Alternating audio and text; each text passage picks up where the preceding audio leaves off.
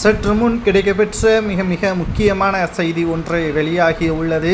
கனிமொழி தனது தூத்துக்குடி எம்பி பதவியை ராஜினாமா செய்ய உள்ளதாகவும், வருகின்ற சட்டசபை தேர்தலில் போட்டியிட உள்ளதாகவும், தூத்துக்குடி மாவட்டத்தில்தான் போட்டியிட உள்ளதாக தற்பொழுது தகவல்கள் கிடைக்கப்பெற்றுள்ளது.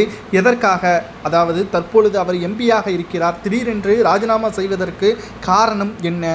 அதிமுகவில் பிரிவினை ஏற்பட்டது போல் திமுகவில் இன்னும் ஒரு சில மாதங்களில் பிரிவினை ஏற்படும். தற்பொழுது கிடைக்கப்பெற்ற மிக முக்கியமான செய்தியை தான் நாம் பார்க்க போகிறோம்.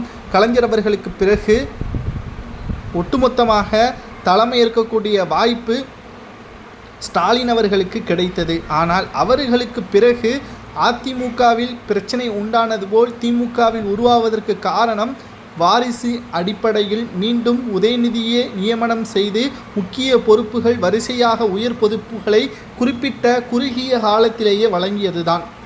ஸ்டாலின் அவர்களுக்கு பிறகு கனிமொழி அவர்கள்தான் மிக முக்கியமான இடத்தில் வருவார் என்று எதிர்பார்க்கப்பட்டது.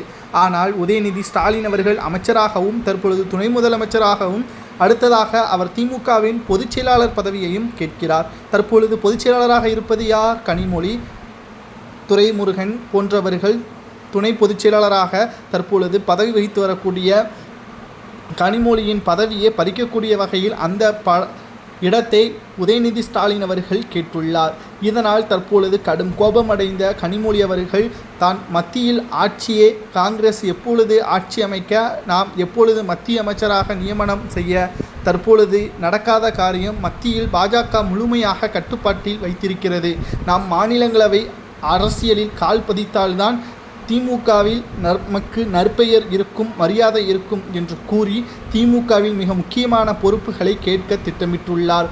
கனிமொழிக்கு செல்வாக்கு குறைந்துவிட்டது என்பதை ஆதரவாளர்கள் மூலமாக கண்டுபிடித்த கனிமொழி அவர்கள் தனது எம்பி பதவியை ராஜினாமா செய்ய உள்ளதாகவும், வருகின்ற சட்டசபை தேர்தலில் தூத்துக்குடி மாவட்டத்தில் ஏதேனும் ஒரு தொகுதியில் கனிமொழி அவர்கள் போட்டியிடுவார் என்ற தகவல் கிடைக்கப்பெற்றுள்ளது. உங்களது கருத்துக்களை கூறுங்கள். கனிமொழி தூத்துக்குடி மாவட்டத்தில் போட்டியிடுவது சரியா? அவர் எடுத்த முடிவு சரியா? திமுகவில் வாரிசு அடிப்படையிலான மு.க. ஸ்டாலின் அவர்களுக்கு பிறகு அவரது மகன் உதயநிதி, அவருக்கு பிறகு அவரது மகன் இன்பநிதி என்று அடிப்படையாக வாரிசு அடிப்படையிலாக தற்பொழுது நியமனம் செய்யப்பட்டு வருவது கனிமொழிக்கு கோபத்தை ஏற்படுத்தியுள்ளது. தற்பொழுது கனிமொழி எடுக்கக்கூடிய முடிவு சரியா அல்லது அவர் எம்பியாகவே தொடரலாமா என்பதை மட்டும் உங்களது கருத்துக்களை கமெண்ட் வாயிலாக கூறுங்கள்.